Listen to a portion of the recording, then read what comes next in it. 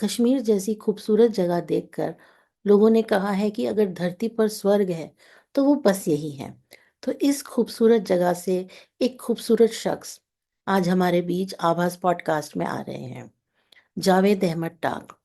जावेद अहमद टाक एक मशहूर disability rights activist हैं जो जम्मू कश्मीर से हैं।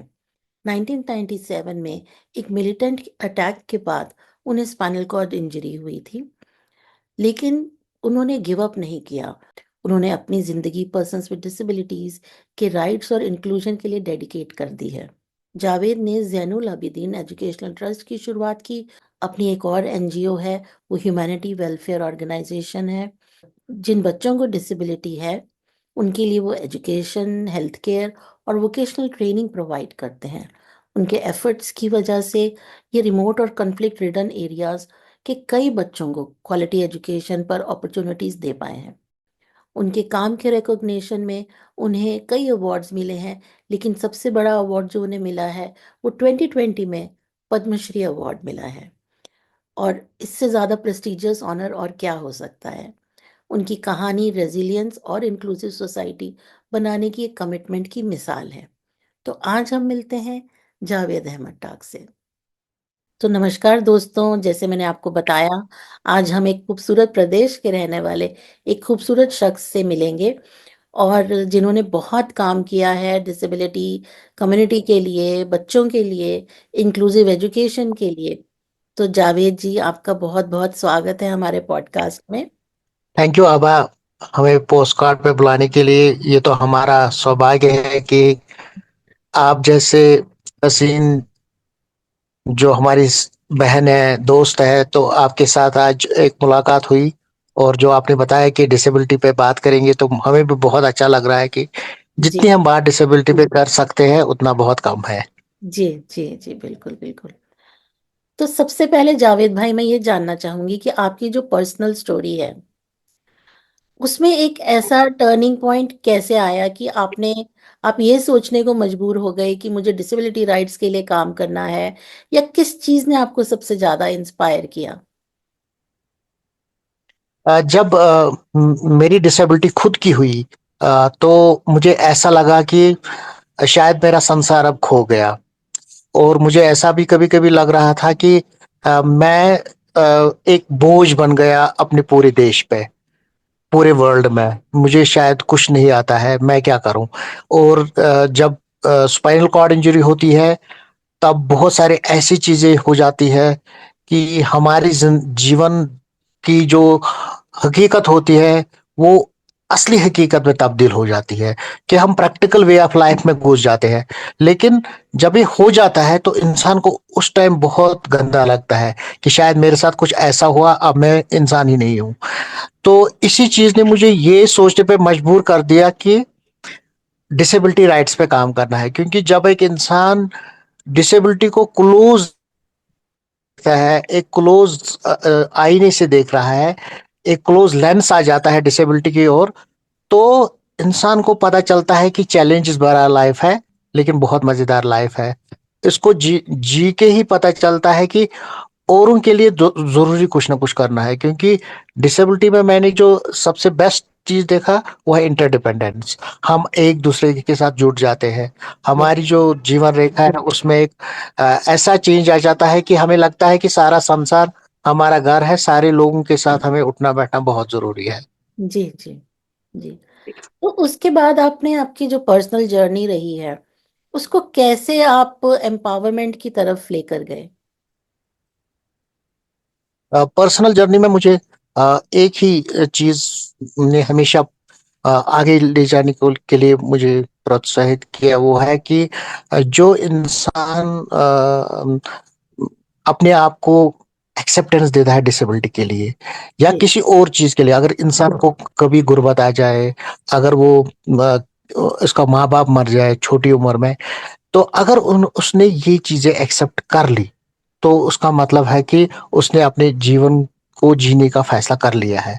अगर उसने एक्सेप्टेबिलिटी नहीं दी थी तो जीवन में हर सेकंड में इंसान एक बार तो मर ही जाएगा, और घंटे में तो हर 60 बार 80 बार मर जाएगा। इसलिए जब इंसान अपनी डिसेबिलिटी को एक्सेप्ट करता है, अपनी चैलेंज को एक्सेप्ट करता है, वो आगे जरूर सोचता है कि मैं कैसे डेवलप हो जाऊंगा। और एक एडाप्टेशन आती है जिंदगी में। भगवान ने दो पैर, दो आंखें, दो हाथ, दो कान, मतलब हर कोई सेंसेशन का ऑर्गन दिया है। जी। अगर ये सब चीजें हैं तो हम तो कंफर्ट जोन में है। हमारे लिए कुछ सोचना ज्यादा उचित भी नहीं है, ज्यादा परेशानी भी लेनी जरूरत नहीं है। थोड़ा सा मेहनत करेंगे, खाएंगे। लेकिन जब इंसान को ये चैलेंज दिया जाता है कि आपके पास हाथ होंगे या नहीं होंगे, लेकिन इन हाथों में ताकत नहीं होगा काम करने का, आप बताइए कि क्या करेंगे। और जब उसने ये एक्सेप्टेबिलिटी इसको दे दी कि मैं उसके बाद भी दिखाऊंगा मैं कैसे करूंगा, जिसको हमें लोग फिर नाम देते हैं डिफरेंटली एबल्ड या स्पेशली एबल्ड, तो उस चीज से ही इंसान आगे बढ़ जाता है। मैंने हमेशा यही बताया कि डिसेबिलिटी हो गई तो हो गई। अब मुझे आगे जितना टाइम इस दुनिया में है वो तो देना ही देना है। इस किसी को ये पता नहीं होता है कि हमें कब इस दुनिया से जाना है, कितना टेन्योर है इस दुनिया में। तो उस चीज पे अगर हम फोकस करेंगे कि हमारा जीवन कल भी समाप्त हो सकता है और हमारा जीवन आज के बाद 20 साल तक भी रह सकता है, तो इंसान अपना एक रोड मैप तैयार करता है, गोल बना लेता है, उस पर काम करता है, और डेवलपमेंट तो आ ही जाती है। बिल्कुल बिल्कुल सही कह रहे हैं। तो हमें कोई भी बात फॉर ग्रांटेड, जिनको डिसेबिलिटी नहीं है, नॉन डिसेबल्ड लोग हैं, उन्हें कुछ भी फॉर ग्रांटेड नहीं लेना चाहिए कि ये हमेशा रहेगा ही रहेगा। बिल्कुल सही कहा आपने। बिल्कुल, बिल्कुल। इंसान डिसेबिलिटी हर एक के साथ है। जी। किसी के पास कम है, किसी के पास ज्यादा है, किसी के पास विजिबल है, किसी के पास हिडन है। लेकिन हमें ये जानना चाहिए कि जो भी पर्सन अपने आप को सो कॉल्ड हेल्दी कहते हैं, वो जी। कभी भी डिसेबल्ड हो सकते हैं। वो SC ST तो नहीं बन सकते हैं, उनका जाति धर्म तो नहीं बदल सकता है ज्यादातर। लेकिन डिसेबिलिटी किसी को भी किसी टाइम भी हो सकती है। इसके लिए हमेशा तैयार रहना चाहिए कि इसको एक्सेप्टेंस देना है, आगे बढ़ना है। ठीक, बिल्कुल सही है। तो आपने एडवोकेसी शुरू की, आपने ट्रस्ट बनाया, आपने एक स्कूल की भी स्थापना की जहाँ पर गरीब बच्चों को आप पढ़ाते थे या उनकी एजुकेशन में हेल्प करते थे। तो वो सब आपके कैसे आपके जहन में आया कि मुझे इस एरिया में काम करना है, कि एजुकेशन के एरिया में काम करना है या वोकेशनल ट्रेनिंग देनी है बच्चों को? जब मेरी डिसेबिलिटी हुई तो एक बहुत लंबे अरसे तक मैं मेरी डिसेबिलिटी काफी सीवियर थी। जी। मुझे गोली लगी कश्मीर। एक तो मेरी किडनी चली गई, मेरे हर कोई वाइटल आर्गन जो था वो ब्लड उसको टच करके गई और उसमें सर्जरीज हुई। मेरी नेफ्रेक्टोमी हुई है, स्प्लेनेक्टोमी हुई है, लिवर टेयर, इंटेस्टाइनल टेयर। मतलब जब भी मेरी हिस्ट्री पढ़ी जाती है तो पूरे डॉक्टर्स मतलब चौंक जाते हैं कि आज क्या ये इंसान अभी भी जिंदा है, 30 साल के बाद भी ये जिंदा है। तो मुझे जब थोड़ा सा होश आने लगा, 2 साल के बाद सर्जरीज हुई, हॉस्पिटल्स में रहा, मुसीबत की जिंदगी देखी, पूरी डिपेंडेंस की जिंदगी थी, कोई इंटरडिपेंडेंस था वजूद में ही नहीं थी, सिर्फ डिपेंडेंस थी। तो मुझे एक बार एक बार अब ऐसा लगा कि मैं थोड़ा सा रिकवर हो गया, फैमिली में सपोर्ट मिला, माँ बाप, भाई बहन, सबका सपोर्ट मिला। तो एक वक्त आया कि मैं थोड़ा सा इंडिपेंडेंस की ओर आने लगा, मेरी रिकवरी होने लगी। तो मुझे ये था कि मैं तो बाहर नहीं जा पाऊंगा, मैं तो मतलब एक person with disability hard manual labour तो नहीं कर पाएगा, जी। लेकिन मैं क्या करूं। तो जो पॉजिटिविटी मैंने अपने में देखी वो यही थी कि मेरे पास एक ही हथियार था, वो था एजुकेशन, जिसको मैंने एज अ टूल बनाया फॉर माय ओन एम्पावरमेंट और फॉर अदर्स एम्पावरमेंट। मैंने अपनी माँ से कहा कि मैं अब तो बेड पे हूँ, डॉक्टर्स ने बताया कि आप नहीं चल पाओगे स्पाइनल कॉर्ड इंजरी की वजह से, बहुत कम चांस है आप खड़े हो सकते हो या चल सकते हो। तो अब मैं क्या करूं। तो उसने बताया कि आपके दिल में क्या चल रहा है। मैंने बताया कि मैं बच्चों को पढ़ाना चाहता हूँ, क्योंकि मेरे पास एजुकेशन ही एक चीज है जो मेरी पॉजिटिविटी है। एक तो मैं बोल सकता हूँ कि खुद खुद के पास एक स्किल भी है जो मैं इस्तेमाल कर सकता हूँ। तो ये स्किल मैंने इस्तेमाल किया, मैंने बच्चों को पढ़ाना स्टार्ट किया। उसी पढ़ाते पढ़ाते 2-4 साल के बाद मेरे जहन में आया कि हर कोई बच्चा आ रहा है। मैं फ्री ट्यूशंस दे रहा था, जो हुँ, मिल्टन से हिट विक्टिम्स के बच्चे थे, जो ऑर्फन्स थे, जो नीडी थे, बिल्कुल फ्री ट्यूशन मैं देता था। तो मैं सोच रहा था कि अगर मैं ट्यूशन फ्री में दे रहा हूँ, लोग आते हैं, बहुत सारे बच्चे, उन दिन में मैं 100-100 बच्चों को पढ़ाता था। 7वीं का एक ग्रुप, 8वीं का एक ग्रुप, 9वीं का एक ग्रुप, 10वीं का 10-10, 12-12 बच्चे ग्रुप में होते थे। तो अच्छा। डिसेबल बच्चे क्यों नहीं आते हैं? तो उस क्योंकि मैंने अब डिसेबिलिटी को रियलाइज किया था, मैंने अपनी डिसेबिलिटी को अपना साथी बनाया था। मुझे लगा कि बाकी डिसेबल बच्चे क्यों नहीं आ रहे हैं। तो उसकी वजह से मैंने एकदम से उसको शिफ्ट, पैराडाइम शिफ्ट मेरा हुआ। मैंने चिल्ड्रन विद डिसेबिलिटीज के लिए सोचा। मैंने उन्हीं बच्चों को जिनको मैंने फ्री ट्यूशंस दिए, अब वो कॉलेज तक पहुंच गए थे, तो मैंने उनके साथ एक मीटिंग की। मैंने बताया कि हम लोकल में देखेंगे डिसेबल बच्चे कहाँ पे हैं। हमने हुँ, एक छोटा सा सेंसस किया, 30-35 बच्चे हमें सर्वे में हम देखने को मिले। हुँ, मैंने उनके पेरेंट्स से बात की और एक छोटा सा कमरा लिया, जिसमें मैंने स्टार्ट किया उन बच्चों को पहले तो लाने के लिए, उनके साथ बात करने के लिए। मैंने देखा कि ब्लाइंड बच्चे थे जो ड्रॉप आउट थे, स्कूल से उनको मना किया गया था कि आप नहीं पढ़ पाओगे। तो थोड़ा थोड़ा करके मैंने सोचा कि मैं कहाँ से रिसोर्स लाऊं, और एक ही रिसोर्स मेरे पास था। जो मेरी डिसेबिलिटी हुई थी उसमें कंपनसेशन मुझे मिला 75,000। उस वक्त जम्मू कश्मीर में काफी ज्यादा मिलिटेंसी थी, और जो मिलिटेंसी हिट विक्टिम्स थे, जिनकी परमानेंट डिसेबिलिटी होती थी, उनको 75,000 एक एक्स ग्रेशिया रिलीफ मिलता था कि वो अपने आप को थोड़ा सा अगर इलाज करना चाहेंगे या कुछ करना चाहेंगे। तो मेरे पास वही पैसा था जो मैं मना कर रहा था गवर्नमेंट से कि मेरे पेरेंट्स को 10 लाख रुपए मुझ पे खर्च आ गए। तो उस टाइम मैंने सोचा कि अब मैं कैसे पेरेंट्स को बताऊं कि मुझे ये पैसे चाहिए, स्कूल खोलना है या सेंटर खोलना है। तो उनका इस्तेमाल करके मैंने कुछ ऑनरेरियम थोड़े लड़कों को दे दिया, जो उस वक्त ब्रेल जानते थे, जो सोशल वर्कर्स थे। तो उनको मैंने एम्प्लॉय कर दिया पार्ट टाइम पे, केयर टेकर्स को रखा।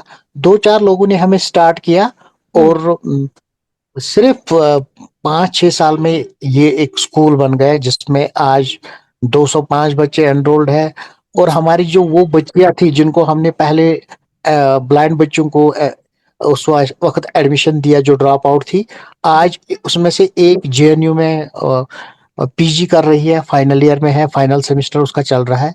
हिस्ट्री है उसका सब्जेक्ट। और दूसरी बच्ची जो है वो यहाँ पे कल्चरल एकेडमी में एज ए जूनियर आर्टिस्ट काम कर रही है। वो जी। संगीत में भी, और उसने भी पीजी किया। और कम से कम इस वक्त 100 बच्चे ऐसे हैं जो 8th ग्रेड से लेके हायर सेकेंडरी कॉलेजेस में पढ़ रहे हैं, जो ड्रॉप आउट थे, लेकिन कम्युनिकेशन डिसेबिलिटी थी, हेयरिंग स्पीच डिसेबिलिटी थी। तो और कुछ बच्चे ऐसे थे जिनकी मेंटल डिसेबिलिटी, इंटेलेक्चुअल डिसेबिलिटी थी, लर्निंग डिसेबिलिटी थी। वो आज घरों में अपना काम कर रहे हैं, किसी किसी की शादी भी हुई है, अपना घर चला रहे हैं। हुँ, तो ये इस वक्त जेब पापा का रोल बन चुका है। बहुत बढ़िया। तो जावेद जी, जैसे आप जम्मू कश्मीर में एरिया में रहते हैं, जो कि कन्फ्लिक्ट अफेक्टेड एरिया है, बहुत ज़्यादा मिलिटेंसी और इस तरह से ये सब चलता रहता है वहाँ पे। तो ऐसे में जो पर्सन्स विद डिसेबिलिटीज़ हैं, उनके लिए किस तरह के चैलेंजेस बहुत आते हैं? अम, जो मेन जम्मू कश्मीर का प्लेन एरिया है, वहां पे तो खैर ज्यादा एक्सेसिबिलिटी के इश्यूज ही नजर आते हैं। जी। कि पहले तो जम्मू कश्मीर काफी सालों से एक कॉन्फ्लिक्ट जोन रहा। इसकी जी। वजह से डिसेबिलिटी यहाँ पे काफी बढ़ गई। और जो सेंसस 2011 था, उसने भी ये शो किया कि सबसे ज्यादा जो डिसेबिलिटी है वो जम्मू कश्मीर में है। हम्म। हम्म। बल्कि हम कह सकते हैं कि जो असली सेंसस अगर किया जाएगा, माइन्यूटली अगर सेंसस को देखा जाएगा, इन्यूमरेशन सही तौर से हो जाएगी, हम्म। यहाँ पे लगभग 8% के लोग पर्सन विद डिसेबिलिटीज है, जिसमें ज्यादातर क्रॉस बॉर्डर शेलिंग में जो अच्छा। कॉन्फ्लिक्ट की वजह से बहुत सारी डिसेबिलिटीज हुई, खासकर ऑर्थोपेडिक डिसेबिलिटी, माइंड ब्लास्ट में लोगों के अंग चले गए। और हम्म। उसके बाद जो जहाँ पे डेथ्स भी काफी हुई, उसकी वजह से मेंटल इलनेस भी काफी बढ़ गई है। साइकेट्री मेडिसिन पे बहुत एक बड़ा चंक लोगों का डिपेंडेंट है। जी। बहुत सारे छोटे छोटे लड़के लड़कियां साइकेट्री इश्यूज में पड़े हुए हैं। एपिलेप्सी एपिलेप्टिक सीजर्स आते हैं बहुत सारे बच्चों का। और अब जो है कॉमनेस्ट डिसेबिलिटी इस वक्त जो हम देखते हैं वो है इंटेलेक्चुअल डिसेबिलिटी या मेंटल डिसेबिलिटी, जिनमें डाउन सिंड्रोम, सेरेब्रल पैल्सी और मल्टीपल डिसेबिलिटी के काफी ज्यादा केसेस हैं। उसमें जी। हमने देखा कि हमने बहुत बार बहुत सारे प्रोग्राम्स किए जिनमें रिसोर्स पर्सन ने यही बताया कि जम्मू कश्मीर में बहुत लेट मैरिजेस हो रही है। अच्छा। और लेट मैरिजेस की वजह से काफी सारी कॉम्प्लिकेशंस हो रही है। डाउन सिंड्रोम बहुत ज्यादा बढ़ रहा है। और जो सेरेब्रल पाल्सी जिसमें डिलीवरी के वक्त बहुत सारी परेशानियां हो जाती है वुमेन में। जी। और इसकी वजह से ये चीजें हो रही है। जी। तो जम्मू कश्मीर में सबसे बड़ा चैलेंज ये है कि यहाँ पे काफी लेस सेंसिटाइजेशन है टुवर्ड्स डिसेबिलिटी। यहाँ पे लोगों को कहा जाता है कि disability is a minute population, ये उतना ज्यादा इम्पोर्टेंट नहीं है। दूसरा यहाँ पे जो भी एक्ट्स थे वो डायरेक्टली यहाँ पे इम्प्लीमेंट नहीं हो पाते थे। और यहाँ पे सिर्फ पिछले 2 साल से नेशनल ट्रस्ट एक्ट इम्प्लीमेंट हुआ, 2 साल पहले। उसकी वजह से जो इंटेलेक्चुअल डिसेबिलिटीज है वो काफी ज्यादा परेशानियों में है। उनके लिए कोई स्कूलिंग फैसिलिटी नहीं है, रिहेबिलिटेशन पॉलिसी फ्रेम नहीं है। और दूसरा है कि जो इंडियन डिसेबिलिटी एक्ट 1995 में बना वो यहाँ पे 98 में इम्प्लीमेंट हुआ है, उसमें हाँ। 3 साल ज्यादा लग गए। हम्म। उसके हाँ बिल्कुल, इसके बाद जो rights of person with disabilities act बना वो 2016 के बजाय 2018 में यहाँ पे पहले तो इनेक्ट हुआ, फिर उनके उसके रूल 2020 में बन गए। तो थोड़ा सा यहाँ पे वो भी एक चैलेंज रहता है। दूसरा है कि जो फार फ्लंग एरियाज में अगर हम किसी को व्हील चेयर भी देंगे वो बेकार है, क्योंकि वहां पे कोई ऐसी सड़क मतलब उनके लिए हिली टेरियंस है। वो जो भी ऑर्थोपेडिक डिसेबल्ड पर्सन है वो जी। घरों में ही कस्टोडियल जिंदगी गुजारते हैं। और उनके लिए होम बेस्ड कोई रिहेबिलिटेशन नहीं है, होम बेस्ड कुछ भी पॉलिसीज नहीं है। इसी हम्म। तरीके से जो यहाँ का सोशल सिक्योरिटी पेंशन है उस पे ज्यादातर लोग फोकस करते हैं। Even educated person with disability उनको नौकरियां नहीं मिलती है। प्राइवेट सेक्टर जॉब्स तो बिल्कुल भी नहीं है, क्योंकि प्राइवेट सेक्टर में यहाँ या तो टेलीकॉम कंपनी है या कोई ये बैंकिंग है, जो आईसीआईसी या एचडीएफसी बैंक के कुछ ऑफिस है। और उनके पास भी उतनी अच्छी पॉलिसीज नहीं है पर्सन विद डिसेबिलिटीज के लिए कि पर्सन विद डिसेबिलिटीज को नौकरियां दी जाए। जी। लॉ की इम्प्लीमेंटेशन के बाद जब हम देखते हैं तो कुछ बदलाव अब आने लगा है कि जैसे रूल्स बन गए तो उसके बाद थोड़ा सा बदलाव आ रहा है। इवन जो यहाँ का एक्सेसिबल इंडिया कैंपेन में पैसा आया वो लैप्स हो गया, हम्म। वो उसकी इम्प्लीमेंटेशन ही नहीं हो पाई। तो यहाँ पे यही है कि स्टेक होल्डर्स उतने ज्यादा सेंसिटाइज नहीं है। और ज्यादातर क्या होता है कि जब डिसेबिलिटी डे होता है या ऐसे कोई दिन होते हैं, डिसेबिलिटी के अदर टाइप्स के दिन होते हैं, तो हम डिसेबल पर्सन्स को ही लाते हैं सोशल वेलफेयर डिपार्टमेंट, जबकि उनको अपनी चैलेंज का पता होता है। जो सबसे बेस्ट तरीका था वो था कि हम सेंसिटाइज करें स्टेक होल्डर्स को जिनके पास पॉलिसी इंप्लीमेंटेशन करनी होती है। अगर हम उनको अवेयर करेंगे तो हाँ। बहुत कुछ बदलाव आ जाता है। तो बिल्कुल। आम यही है कि एजुकेशन, एक्सेसिबिलिटी, एम्प्लॉयमेंट के बहुत ज्यादा चैलेंजेस है। हम्म। और जो पर्सन विद डिसेबिलिटीज श्रीनगर या मेन सिटीज में रहते हैं उनको थोड़ा सा ये परेशानियां कम है। लेकिन जो फार फ्लंग एरियाज में रहते हैं उनके लिए तो बिल्कुल भी एजुकेशन दूर की बात है, एम्प्लॉयमेंट तो बिल्कुल ही नहीं है। और एक्सेस की वजह से ही ये सब चीजें उनके बस में नहीं आती है। हाँ। सच में बिल्कुल आपने सही कहा। कभी इस तरफ आम आम लोगों का दिमाग नहीं इस तरफ जाता होगा कि कितनी प्रॉब्लम्स हैं वहां पर। तो अगर आपका जो काम है, आपका जो ट्रस्ट है, अगर वो कश्मीर में ना होकर कहीं और होता तो शायद आपको थोड़ी आसानी होती उसमें। बहुत ज्यादा, क्योंकि जो कश्मीर पे पहले जब हमने ये स्कूल डाला तो लोग बोलते थे ये लंगड़ा स्कूल, अंधा स्कूल, ऐसे-ऐसे करके बोलते थे कि ये क्या करेंगे? लेकिन हमें 20 साल लगे कि अब लोगों को मतलब जागरूकता आई है। अब तो इतना मतलब एडमिशन रोल बढ़ गया है, लोग अप्रोच करते हैं, जबकि हमारे पास उतनी अब रिसोर्सेज़ नहीं है उतने ज़्यादा, उतनी हमारी स्पेस भी नहीं है, गाड़ियाँ भी नहीं है। क्योंकि चिल्ड्रन विद डिसेबिलिटीज़ के लिए हर कोई फैसिलिटी होनी चाहिए अगर हम उनको उनके लिए कुछ करें। हमें एक्सेसिबल बिल्डिंग बनाने में 4-5 साल लग गए, रिसोर्स कलेक्ट करने में। अज़ीम प्रेमजी फाउंडेशन ने हमें काफ़ी सपोर्ट दिया ये चीज़ें यहाँ पे इम्प्लीमेंट करने के लिए।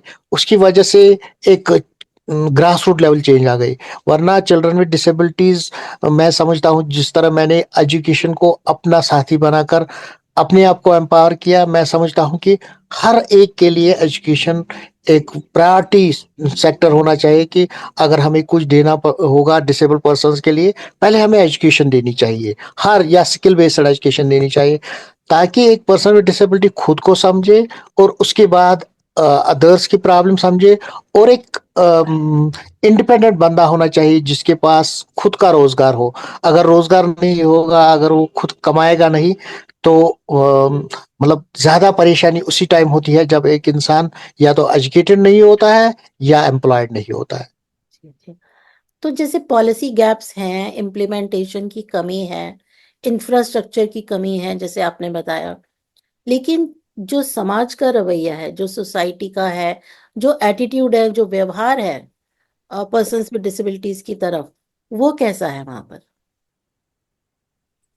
यहाँ पे चूंकि मुस्लिम पॉपुलेशन ज्यादा है और लोग काफी ज्यादा मजहब पे ध्यान देते हैं, तो उसकी वजह से चिल्ड्रन विद डिसेबल या पर्सन विद डिसेबिलिटीज के लिए मतलब वो डिस्क्रिमिनेशन नहीं है कि ये इनके साथ भेदभाव ज्यादा नहीं है। लेकिन एक चीज जरूरी है कि जो सोसाइटी में इंक्लूजन करने के लिए जो लोग करनी चाहिए थी कि हम्म। अपनी फैमिलीज में अगर कोई पर्सन विद डिसेबिलिटी हो उसके लिए एक्सेस क्रिएट करना, उसके लिए माहौल क्रिएट करना, वो सब चीजें अभी लैक है।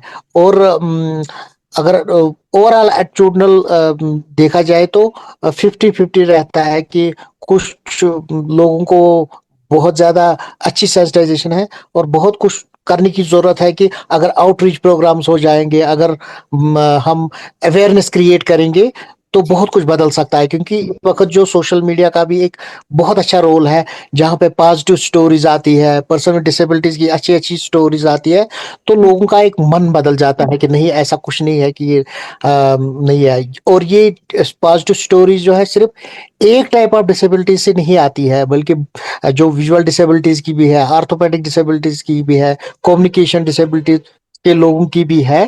तो जितनी ये स्टोरी ज्यादा बढ़ जाती है उतने लोगों में काफी ज्यादा मतलब एटीट्यूडल चेंज आ जाती है कि they also can do, they need the opportunity and support. बिल्कुल, बिल्कुल।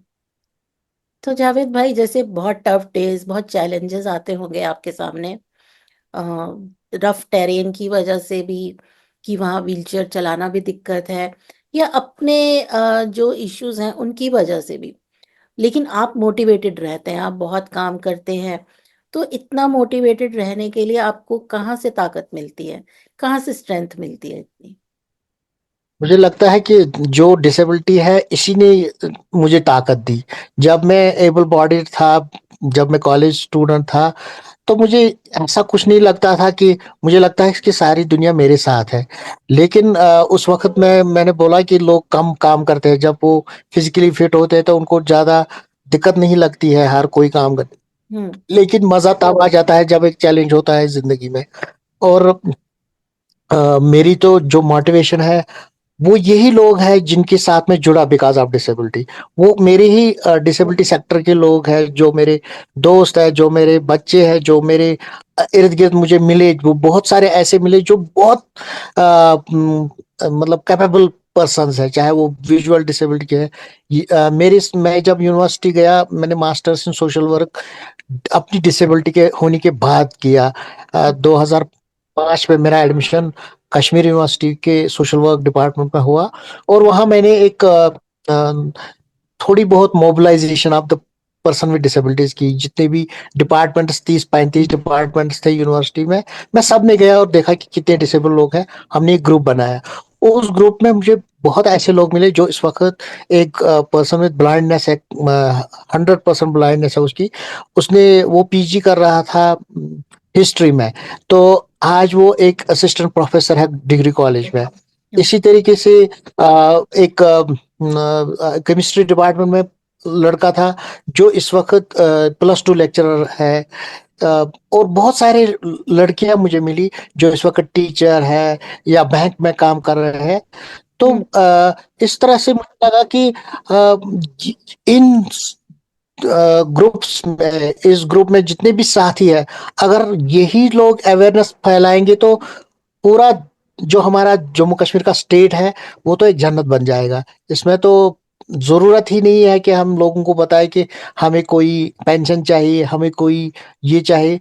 अगर हम हर एक बच्चे को एजुकेशन के दायरे में लाएंगे तो हम अपनी डिसेबिलिटी सेक्टर में दिखाएंगे कि कोई भी पर्सन विद डिसेबिलिटी ना तो आइडल रहेगा, ना तो डिपेंडेंट रहेगा, ना तो पैरासाइट रहेगा, बल्कि he will be the contributor. हम सब कंट्रीब्यूटर बन सकते हैं।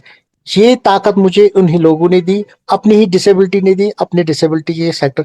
और आप जैसे लोगों ने, जब मैं आपसे भी मिला तो मुझे तब पता चला कि अ, आबा जी एक खजाना है हमारे लिए, जो आपने पॉलिसी पे काम किया है, हेल्थ पे काम किया है, वुमेन रिलेटेड काम किया है। जब हम मैं गूगल में भी देखता हूँ तो मतलब मैं काफी ज्यादा मोटिवेटेड हुआ, मोटिवेशन मुझ में ज्यादा आ गई जब मैंने जावेद आबदी जी से पहली मुलाकात की 2003 में, जी। जिन्होंने यहाँ पे 2 दिन का सेमिनार किया था श्रीनगर में, और हम्म। वो डिसेबिलिटी राइट्स पे था। हम्म। और पूरे भारतवर्ष से लोग आए थे। वो पूरे भारतवर्ष से, मतलब नॉर्थ टू साउथ, जितने भी डिसेबिलिटी के, नेशनल डिसेबिलिटी नेटवर्क के पार्टनर्स थे, तब यहाँ आए थे। तो उनको देख के मुझे जोश आया कि आई शुड डू समथिंग। या तो आपने जिन बच्चों को आप बता रहे हैं कि इनिशियली एजुकेशनल अपॉर्चुनिटीज प्रोवाइड की, या जो अभी यूनिवर्सिटी में हैं, जेएनयू में पढ़ रहे हैं, या काफी आगे तक निकल गए हैं, तो वो यंग इंडिविजुअल्स हैं डिसेबिलिटीज के साथ। तो अगर वो कल को कोई लीडरशिप रोल अपनाना चाहें, वो चाहें कि वो भी आपके आपसे सीखकर आपके जैसा एक लीडरशिप रोल परस्यू करना चाहते हैं, उनके लिए आप कुछ मैसेज देना चाहेंगे या कोई एडवाइस? दो एक लड़का और एक लड़की को मैंने पहले ही अपने ऑर्गेनाइजेशन के बोर्ड मेंबर्स बनाए हैं उनको, हम्म। ताकि वो लीगेसी को कैरी करे। हम्म। और मैं यूथ विद डिसेबिलिटी से यही मैसेज देना चाहता हूं कि डिसेबिलिटी हमारे लिए बिल्कुल भी कोई हर्डल, कोई पनिशमेंट या कोई डिसग्रेस या डिसऑनर नहीं है। अगर इंसान को सच में उठना चाहिए तो पहले उसको जमीन पे बैठना चाहिए, अपने कद को छोटा करना चाहिए, फिर आप देखिए कि हमारी उड़ान कहाँ हौसलों से होती है।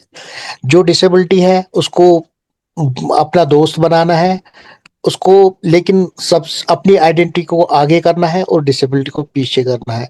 जैसे कि जावेद सर हमेशा बोलते थे कि see my ability not the disability.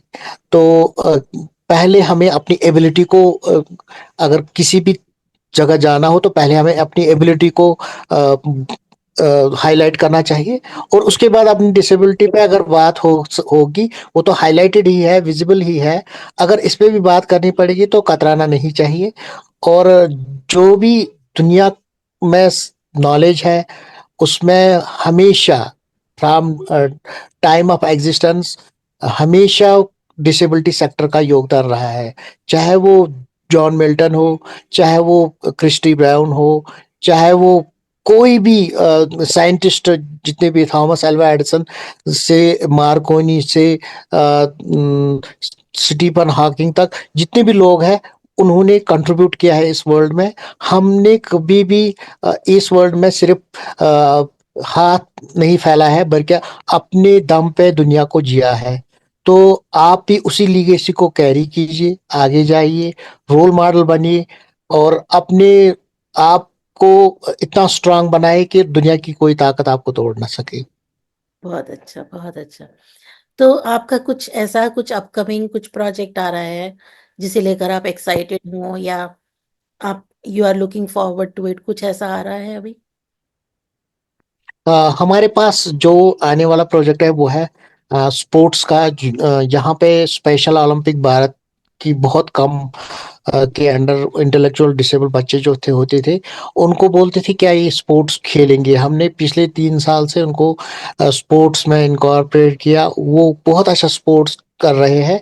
इस साल हम एक मिनी स्टेडियम बना रहे हैं जिसमें हम हाईलाइट करेंगे capabilities of children with disabilities, person with disabilities. उसमें स्टिंग बास्केटबॉल, व्हीलचेयर बास्केटबॉल हमने इंट्रोड्यूस किया है, और वॉलीबॉल स्टार्ट किया है। क्रिकेट, ब्लाइंड क्रिकेट भी हमने इस पे स्टार्ट किया हुआ है। तो हम चाहेंगे कि उस मिनी स्टेडियम का कॉन्सेप्ट जो है हर डिस्ट्रिक्ट में रेप्लिकेट हो जाए और पूरे भारतवर्ष में हर एक जगह एक मिनी स्टेडियम बने, ताकि लोग आके बैठे, थोड़ा सा देखे कि जिनको हम इनकैपेबल मानते हैं उनमें उनकी कैपेबिलिटीज कितनी। आपके बहुत बहुत आपको बेस्ट विशेस इस प्रोजेक्ट के लिए। बहुत सफल होगा ये प्रोजेक्ट, और आपकी मेहनत भी बहुत सफल होगी। तो अगर जैसे आपको 2020 में जब आपको पद्मश्री मिला, तो वो फीलिंग क्या थी उस समय? उस समय फीलिंग यही थी कि डिसेबिलिटी सेक्टर के लिए एक रास्ता बन गया कि we too will get the civilian awards, highest civilian awards. और मैंने उस वक्त अपने लीडर जावेद आबदी को काफी मिस किया। और मुझे वो अक्सर बोला करते थे कि डिसेबिलिटी के बिना कभी कुछ नहीं हो सकता है, नथिंग अबाउट अस विदाउट अस। अगर आप कुछ भी करेंगी तो हमें हाईएस्ट सिविलियन अवार्ड में मुझे पहली बार देखने को मिला कि नॉर्थ और साउथ, साउथ से रामाकृष्णन जी जिनको पद्मश्री मिला और नॉर्थ में मुझे मिला। तो मुझे लगा कि अब लोग मतलब अपने हौसलों की उड़ान में थोड़ा सा ऊंचा देखेंगे, वरना हम थोड़ा नेशनल लेवल, स्टेट लेवल तक ही देखते थे। अब हमको देखना चाहिए कि how we can be noble laureates, how we can be the world champions. तो पद्मश्री से मुझे यही लगा कि हौसले कभी छोटे नहीं रखने चाहिए, ऊंचाई पे नजर रखनी चाहिए। बिल्कुल ठीक कह रहे हैं। तो आपका बहुत बहुत शुक्रिया यहाँ आने के लिए, हमसे बात करने के लिए। मुझे बहुत अच्छा लगा आपसे बात करने के लिए, और एक नई एनर्जी महसूस कर रही हूँ आपसे बात करने के बाद आज मैं। Thank you so much Javed. Thank you. Thank